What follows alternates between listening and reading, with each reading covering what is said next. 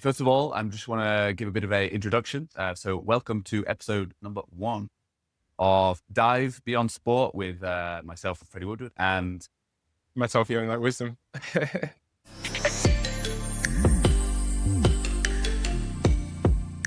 So just as a quick intro, both of our backgrounds are in diving, and we've been long friends, and we've been, creating around, athlete stories recently. So the idea really came to us that why don't we join forces and create our own podcast? So that's what we're doing right here. I say this is episode 1, where it's going to be just me and Yona, and then following on from this, we'll have other guests.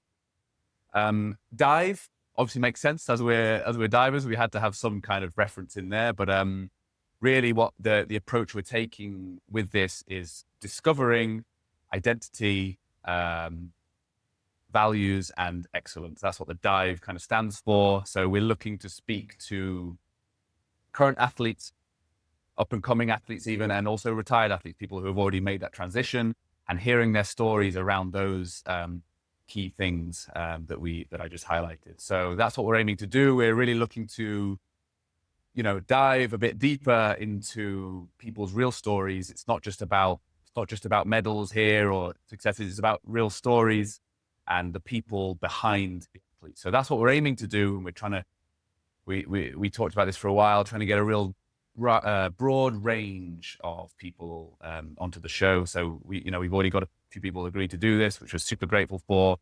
And yeah, we're just really kind of excited to get these stories out there. So as I say, we wanted to start with just the two of us. So I've done enough talking. Do you want to introduce yourself properly? I guess first we better tell the people who we are and what we're all about. So my name is Yona Wisdom. I am a 3-time Olympic diver. I represented Jamaica internationally. I took a bit of a shift in my journey and decided to go down that route because, I struggled for a number of years trying to get into the British diving team. There are a lot of really good divers that were just better than me at the time. Freddie being one of those. We were always like close competitors, and unfortunately he was slightly better than me at the time, right? So I never got into the team. So I made the choice to go down a different path than that. I chose to represent Jamaica. My dad is from Jamaica. My mum is from Barbados. So I had a decision to make. And the choice to represent Jamaica came from the sporting heritage of the island from a track and field perspective. They have some incredible athletes, and I wanted to be a part of that. And I had the opportunity to be a part of it, but to really be a part of it, I had to get to the highest level. So it really motivated me to train hard and pursue the highest goals and make the Olympics. And that's all I wanted. Ever since the age of 9, the Olympics is all I wanted. That's all I chased. And I finally made that dream come true in 2016. I was on the team with Usain Bolt, with Shelley-Ann Fraser-Price, with Asafa Powell. It was amazing. And then I went for round 2 in Tokyo, which was obviously ruined by the pandemic. And then I went for round 3 in Paris, which was a phenomenal experience. And then I chose to retire.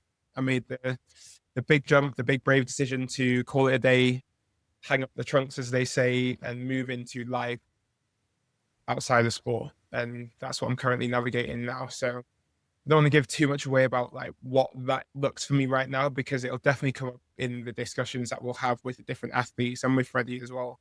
So I'll leave my introduction there.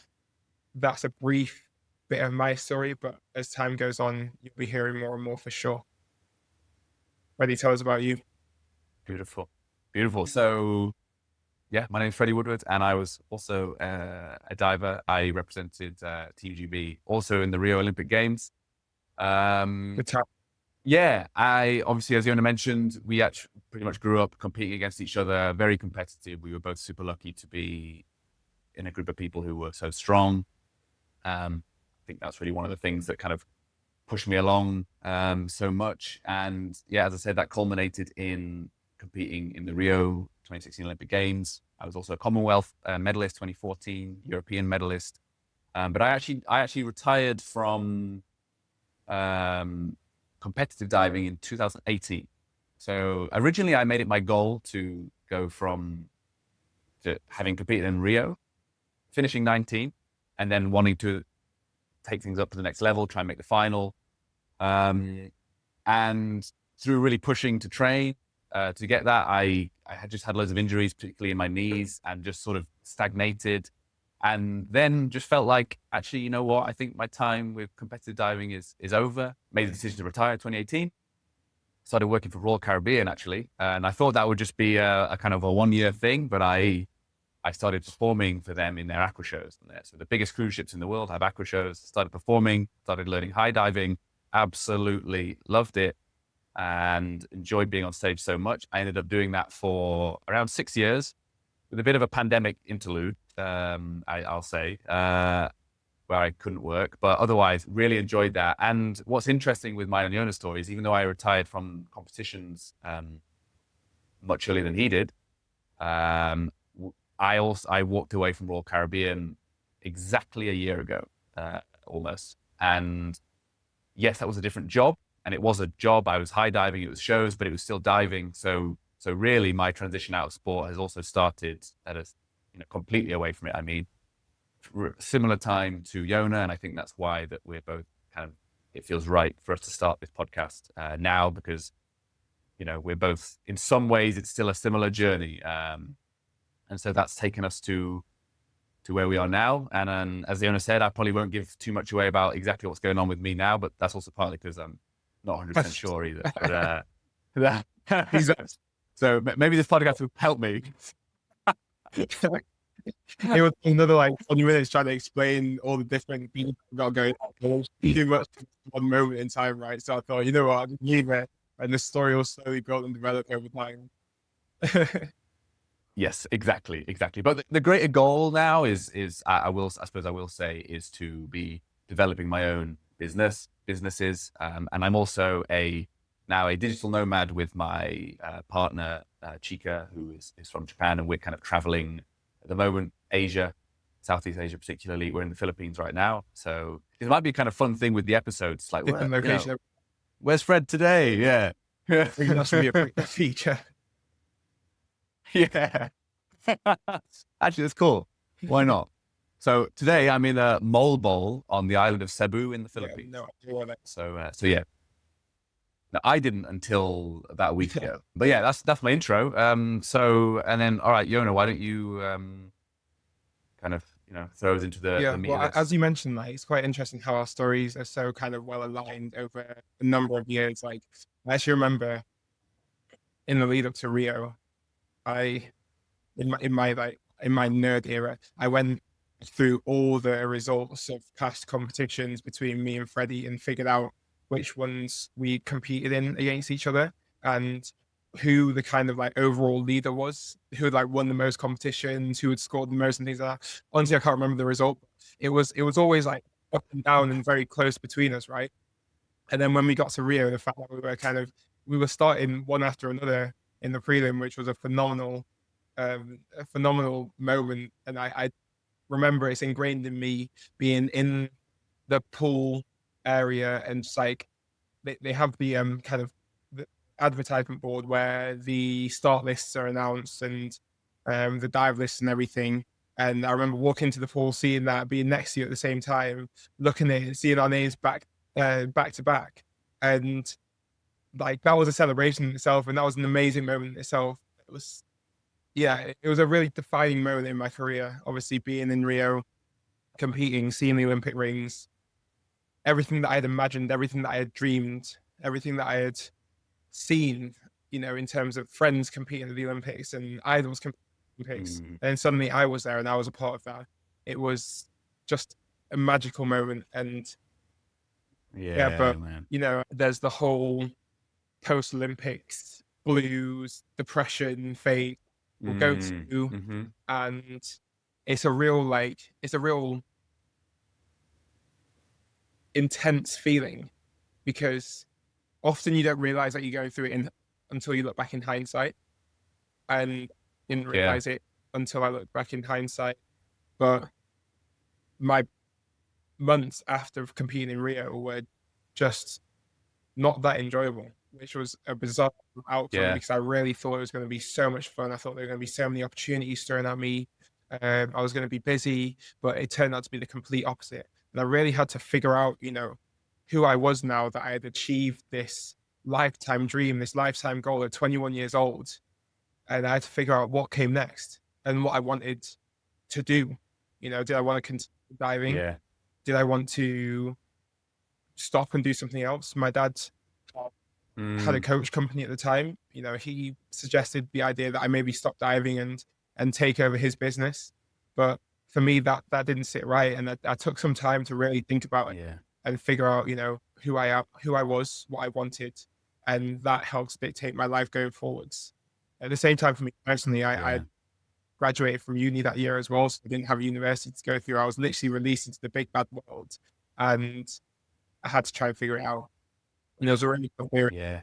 But we were still, I mean, really though, looking back on that, we were still so young. I mean, it felt like, you know, I retired 2 years later and it felt like I'd had so much experience through diving, but I was, you know, we were 21 at the Olympics. So we're still so young, so inexperienced. There was so much, I mean, it's still true now. Still have no idea what I'm doing, but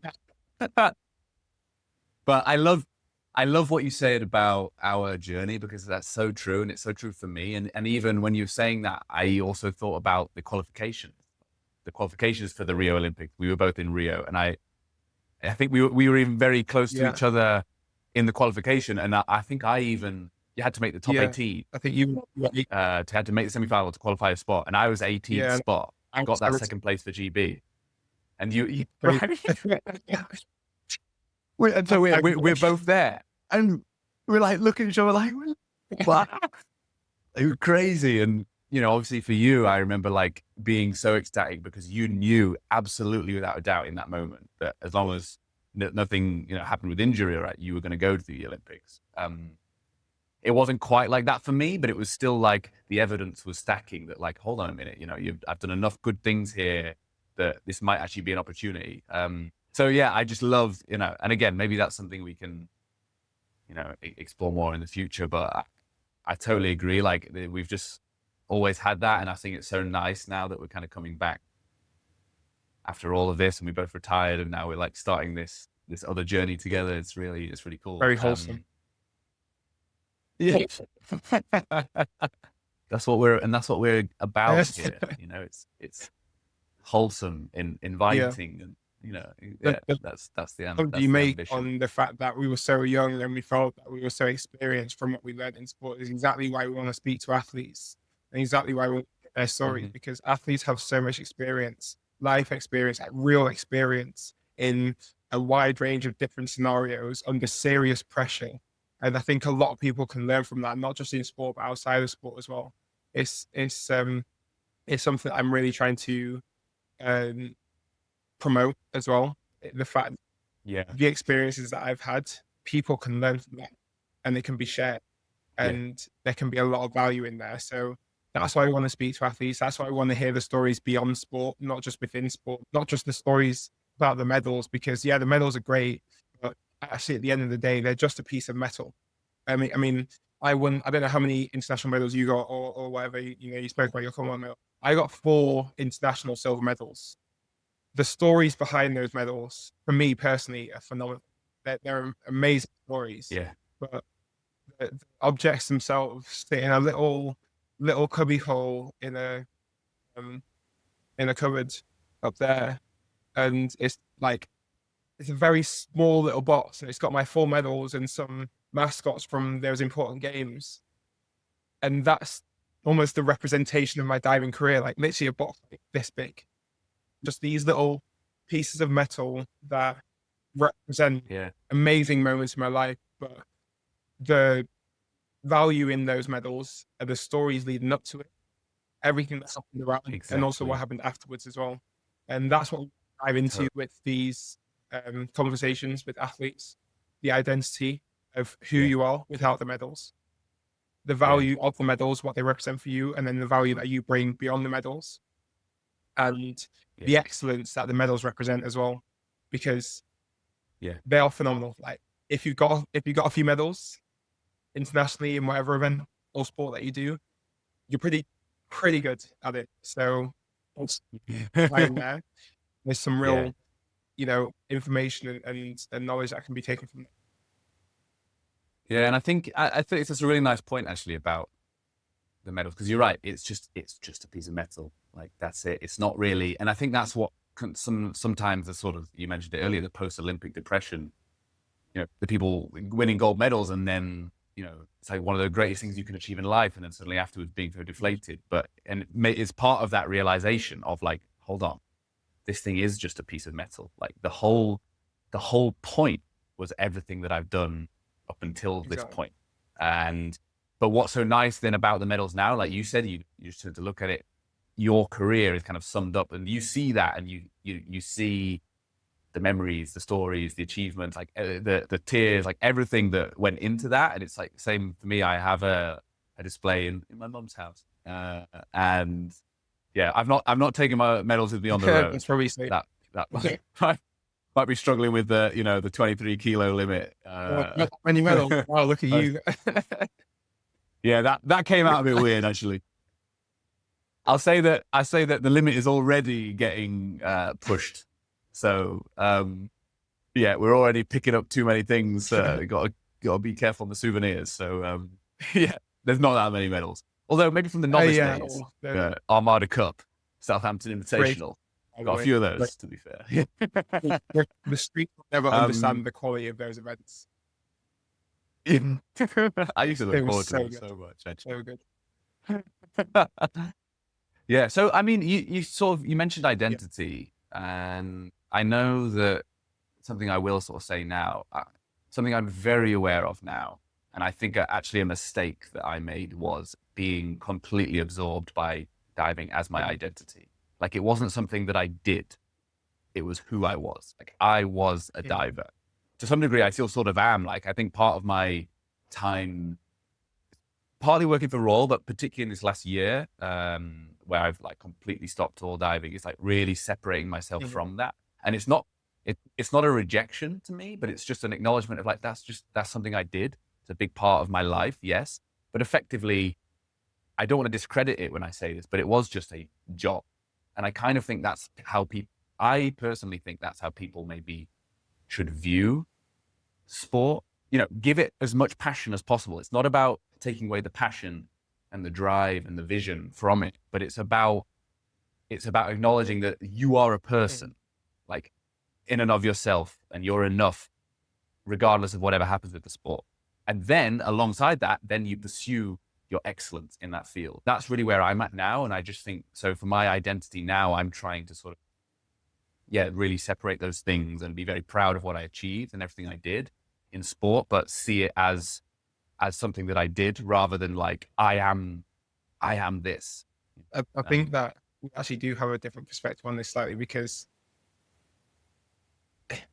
like my identity was as a diver, and in transitioning out of being a diver, I'm still now involved in diving.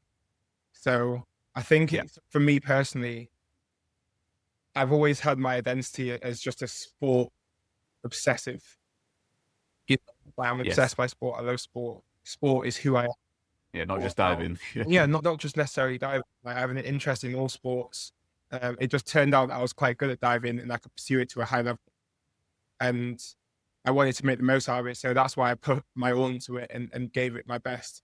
I personally never saw it as a job, but it's very different because I was never paid to dive. Whereas obviously you had funding from Youth League Sport, you were paid technically to. I never got. Yeah. So I never saw. But actually, what I mean actually is that I actually think I almost should have seen it as a job. I didn't, even though like I got money to do it. Sense. What I mean is, I am a diver, Freddie the diver.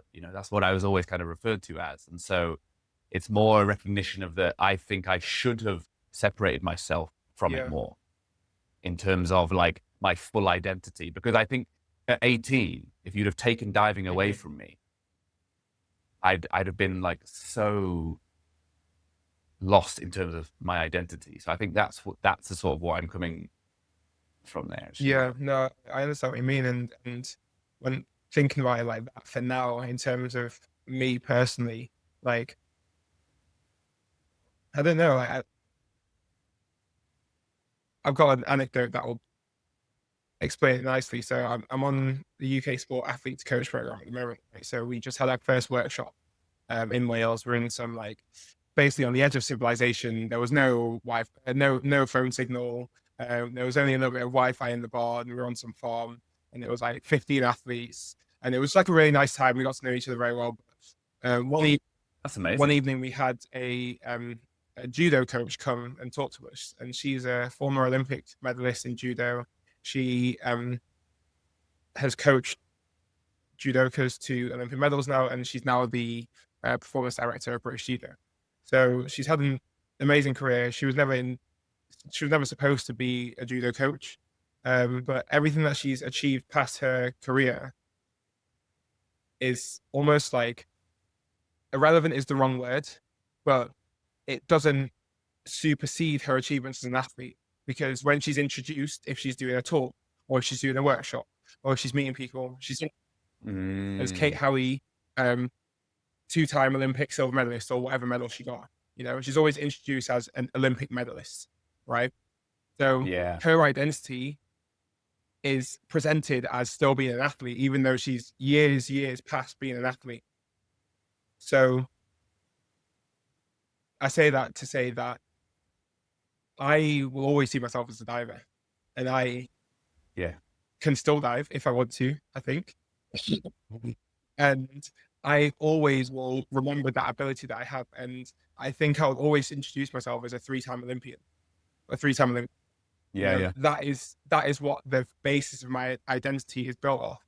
But there's now yeah, just different branches, different offshoots to that basis. So you can almost see the yeah, diving side of it as the trunk of my identity. And now there's different yeah, branches just coming off all over the place. Like, yeah, I'm a speaker, yeah. I'm a coach, I'm a mentor, I'm an entrepreneur, whatever else. But none of it would have happened if it wasn't for my diving career. Yeah. Well, I like that actually as a sort of way of visualizing it. Because I kind of think the same, and that Yeah, continuation, like adding things like to your trunk. And I'm the same. Diving is absolutely that for me. And I agree. I think I will always think of myself as a diver because it's such a big part of what I yeah, did. So I don't want to like sort of make it seem as I'm kind of like trying to push it away, but I am looking now at like the development, and then so what else can I now achieve? It's like these extra sort of branches, let's say, to continue the yeah, metaphor. They're sort of that's actually quite open ended, and exactly. it doesn't have to be restricted by Mhm. diving. It can be completely new, completely different, and also it's as well the same for me. It's like I've realized that what I achieved in diving, which is obviously a lot and impressive and things that I'm very proud of. But I've allowed myself recently to set goals for myself, almost a goal of like I want to achieve things that I'm maybe even more Yeah, proud of, let's say. Whereas before I kind of had this view of like, oh, I had this like crazy kind of life and involved in sport and all the highs of that and the medals and all this stuff. And then, okay, I think that's part of my life is gone now. So it's things sort of transition into more, I don't know what the right word is, mundane or something, I thought. But actually, I feel like in a much more positive place around that, where it's like I've got this amazing yeah, base in diving, amazing base, and now I can take that and sort of choose which route I yeah, go. And that's actually it's obviously it's a bit scary, but that's actually quite exciting to me. And I'm glad that I've been able to open my eyes to the fact that I could really kind of go any yeah, route from here and set big yeah. goals again, And not just in sport. exactly. I suppose like you're obviously going into a kind of different industry, whereas I'm within the sport industry, I'm within the diving industry. So Yeah. it actually kind of moves on to the value point as well. Is Mm. the value of my diving career has allowed me to take up this opportunity to move straight into high performance coaching, working Yeah. the best divers in the country immediately. And Yeah. without the value that I created for myself in my diving career, not just as a diver, but as a person. as Exactly. someone who went to seek opportunities and sought education and things like that. I built value for myself in different ways, um, which has allowed me now to go straight into a real strong position as a coach. And quite frankly, it's the only way that I'd want to be involved in diving now is high performance coaching. I don't think I'd want to be involved at the lower levels because I don't think I would find that energizing enough to do it to the best of my ability. And Yeah. that's the value that my career created. Yeah. Yeah. And I think also, I suppose that's, you're quite sort of long, almost disconnected from the more grassroots Yeah. level stuff, I suppose. I think it makes more sense that you've just stepped away from that high performance level. And so, that seems to be like where your value is probably, at least in my mind, is highest, because, you understand that journey well, and it's like still very fresh in your mind. And so, like, sort of nurturing that and those experiences and being able to share that with people. I'm interested to hear your perspective on your value, like what value means to you.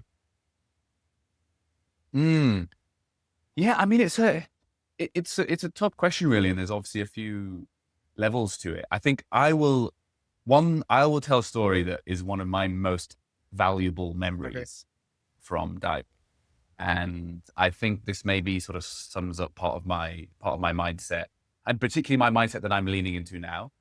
So after the Rio Games, obviously I was proud of my performance, but I was there as more of an underdog. The pressure wasn't on me to win a medal, whereas the pressure was on Tom, Dan, Jack, Chris, etc., etc.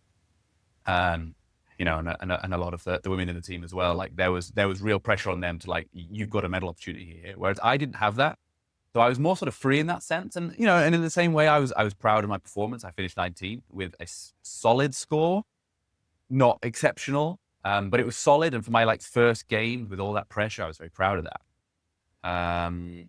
But also, I still wanted more. But I say this because the thing that I'm actually most proud of from the Olympics is in our post-Olympic review meeting with the managers of British diving and so on. So this is a couple of months later. The dust has settled, and they analyze whether or not you stay on funding, how your year's been, et cetera, et cetera, et cetera. We're having this meeting, and I was told that from more than one source, people on the Team GB diving team in Rio had said that their feedback was that they were very grateful that I'd been on the team, because what I added to the atmosphere, I think, and the sort of the team morale and the support and so on, gave them a real boost. And that is actually probably one of my single greatest feelings and things that I'm actually proudest of from that time. Because I think, wow, okay, like that is where I can be really valuable. Like, I was valuable to them. It's not just like I wasn't just there for me on my terms, trying to do my thing and only focus on that. Like, actually me being on the team provided a positive impact on the other athletes. And that was the most successful Team GB Olympic diving results ever at that time. But at that time, it was by far the most successful Olympics for diving ever. It was Team GB's first ever gold medal. Like, we got to witness that live. And so it was crazy. And then to be on that team and be like, proud enough of what I did, but knew I could have done more, but then heard a couple of months later, like, actually a few of the athletes have said that they're so glad that you were on the team. You almost contributed to their success. Like, that was so huge for me. So yeah, I suppose that's a sort of part of a way of answering, I suppose, where some of my values are. Well, that's just it. Like, the medal wasn't yours. You don't have it, but you made a tangible contribution to it because you were present around the people that won the medal. And, when you look at an Olympic competition, especially in diving, especially in synchro, when it's only 8 teams, those 8 teams are normally the best of the best in the world, right? So they're all at a similar level of quality. They all work just as hard as each other. But it comes down to is who actually believes in that moment that they can perform at their best and who can deliver performance. Yeah. And there's a Yeah. number of different factors that contribute to the outcome. So if you run that exact same competition on a different day, the outcome would be different because the contributing factors would be different.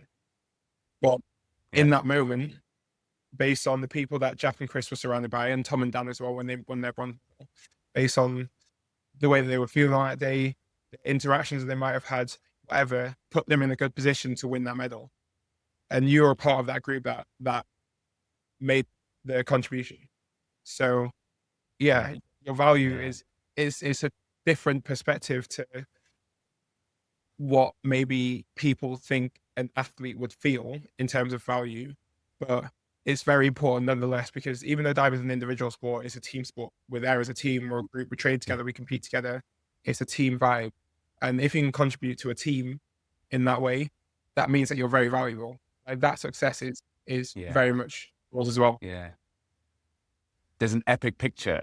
Do you remember it? It's quite it's almost like a banner style picture, and it's like maybe we should like try and put it up in post. Maybe that should be our banner. Yeah, nice. That's a great picture. But it's so good, and it's so raw.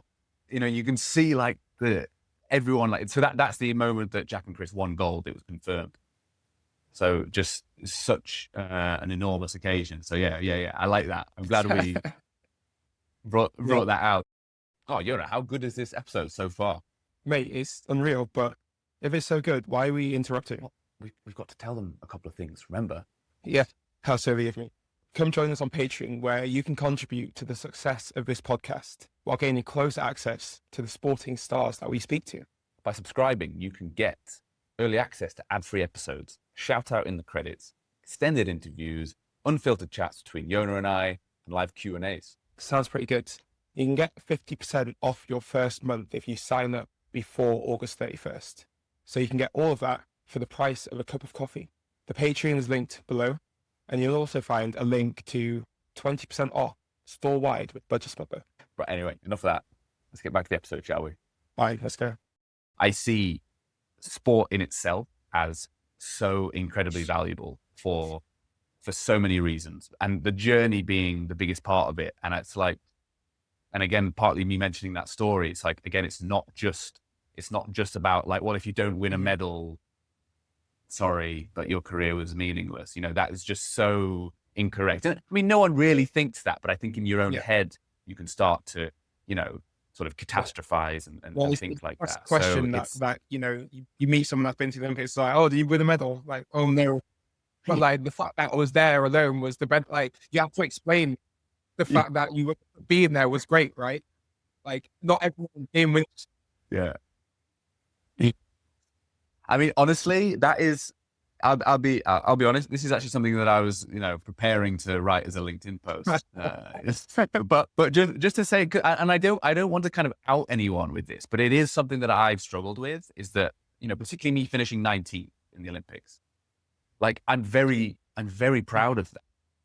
But obviously, to a layman, to lots of people, they say, "Oh, you went to the Olympics." Like, whoa, that's amazing. Did you medal? Like you said. No, like, oh, where'd you finish? Like, 19th. And they're like, oh, well, you know, it's still amazing you were there. And I understand the psychology of people. Like, I'm not saying like that's just unacceptable, but from my place, like, it's quite painful because it's like, well, I know it's okay that I didn't win a medal. Yes, I wanted to. I was there to do that, but I know it, you know. There's all these things that come with it that I'm super proud of, and I know it's fine. So it's a funny interaction. I had the exact same feeling in Paris. I finished 13th in the semi-final. I missed out on making the final by 3 points or whatever.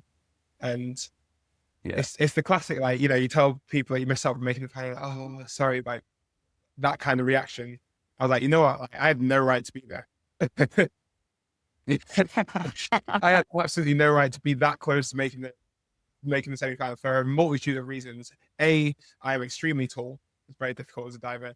B, I had a serious knee injury at the end of 2022 and had to battle back to make it to a level. And C, my belief was very low going to the Olympics.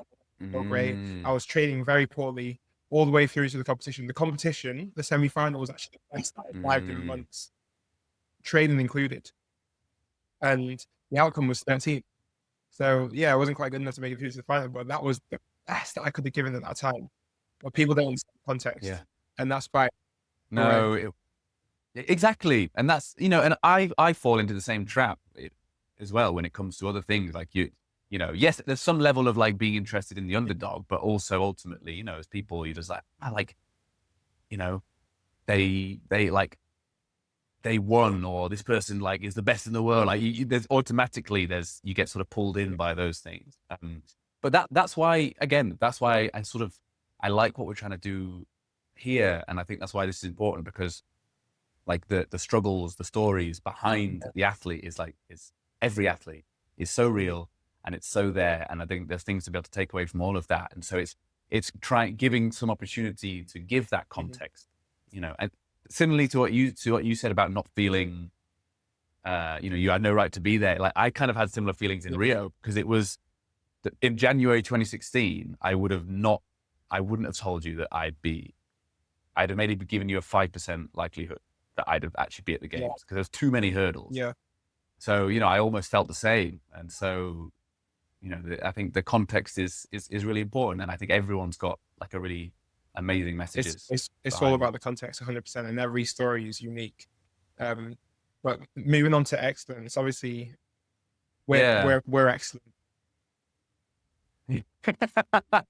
Yona, you are excellent, my friend. We made it that is excellence in itself. I was just making it as described. Yeah.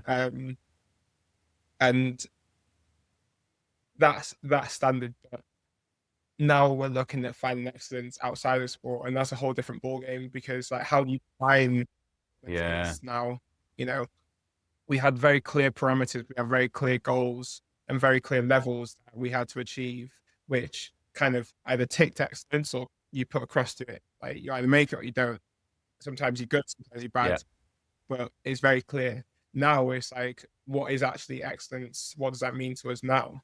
And particularly in your context, with what you're trying to do now, a bit different to what I'm trying to do, because I'm still very much involved within that sport. I think the excellence is still there, but there's definitely still things I'm doing on the outside where it's a bit more of a gray area. So what is excellence for you now? Yeah, well, I think just as kind of first mention as well, that I think that's something that really scared me.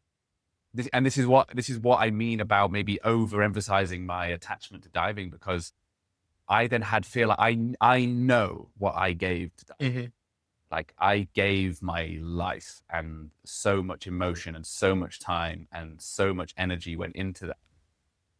And through that, after about 17 years or something, a bit less, sorry, maybe 14 or 15, I went to the Olympics. So it took 14 years, 14 years for me to go from starting to the Olympic Games. And it wasn't just like, okay, like, show up, whatever, get the t-shirt. It was like 14 years of graft and fear and all sorts of stuff, and joy and fun. But knowing what went into that, I think I was running away from the responsibility of applying that to like the rest of my life. Like, what is going to be my next thing that I'm excellent? Because I think you can only choose a handful of things. If I take that 14 years to get the Olympics, but also diving then kind of continued on for, 6 more years, basically like 20 years of diving, 21 years of diving, really, if I include high diving as well. So then, what are my next phases going to be? And for me, it's exciting now actually to take on that new challenge, but I think I know what excellence is from my delivery of showing up. I think showing up is the most important thing. It's, even if it does feel like small, but showing up every day and like daily progress is where excellence comes from. It's not from natural talent, for example. It's not, and I, from my journey in diving, I don't feel like, I had some ability towards it, yes, but I don't believe really in talent ultimately as this, overall governing factor.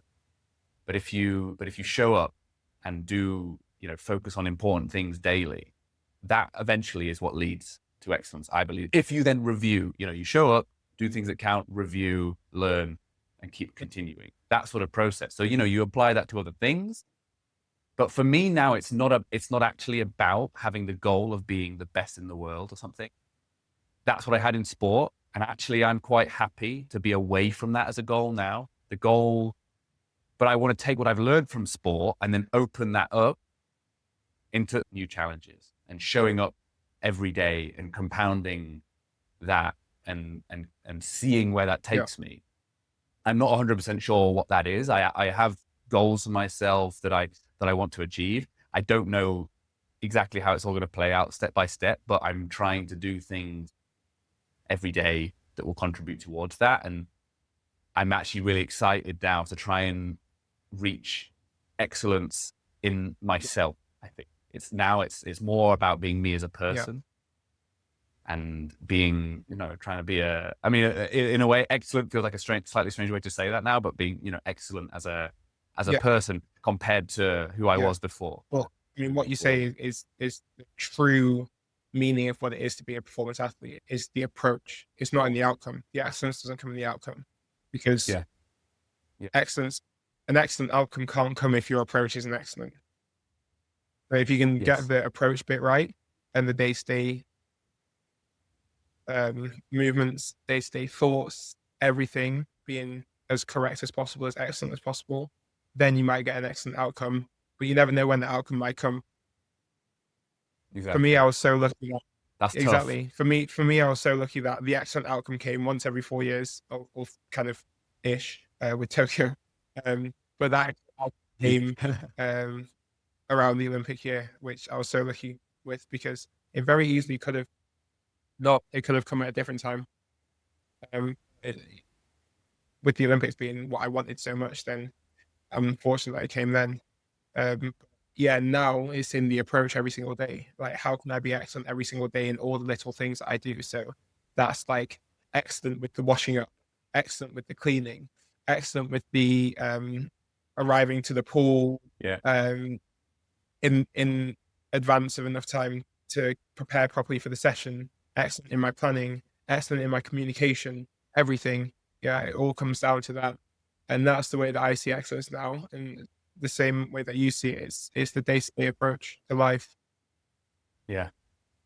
And it's really powerful, actually, isn't it? I think in maybe my younger years, I probably didn't apply that I didn't think about it like that to smaller things. Like I might have been late, like things might have been a bit messy, slightly disorganized or something, but actually having, maybe even systems in place like you did for your training, applying that to the rest of your life. And it actually just makes things easier. And being excellent with those little things, I think, just has a sort of a butterfly effect into the rest of your life. So I think that's a really powerful way to view it. And that's where like the coach comes in and the environment comes in that you're in as a young athlete, because as a young athlete, you can't be expected to be excellent at all times because you're young, you don't know, you don't understand what it takes.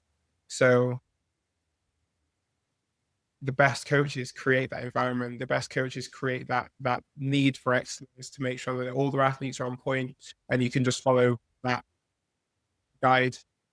Fortunately, that's what I had over a long period of time in Leeds, in Edinburgh. I had excellent coaches that demanded excellence. And I just followed that lead. You had that in Sheffield as well. Yeah. I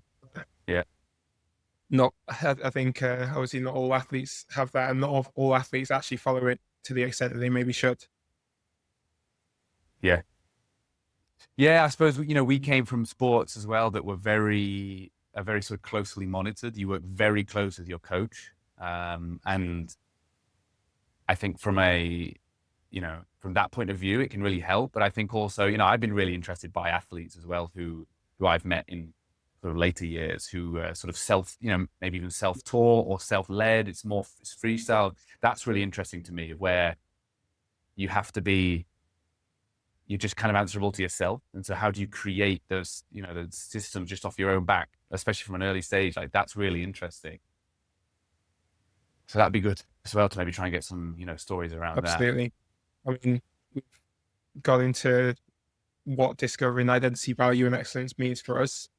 And that's what the podcast is about. That's what it's all about. That's what we'll be hearing from athletes. And hopefully there'll be a lot of just great stories and great conversations that come from that. But in terms of the plan going forwards with this podcast, obviously this is the first episode of just myself and Freddie talking.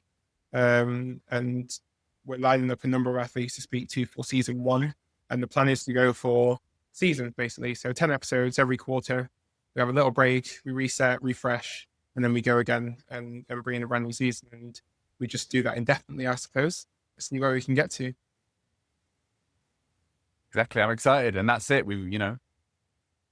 Hopefully this is something we can become excellent at. So we are creating a Patreon account, and on there, anyone that subscribes through the different tiers can get early access to episodes. You can actually contribute to the future direction of the podcast with Patreon-only polls.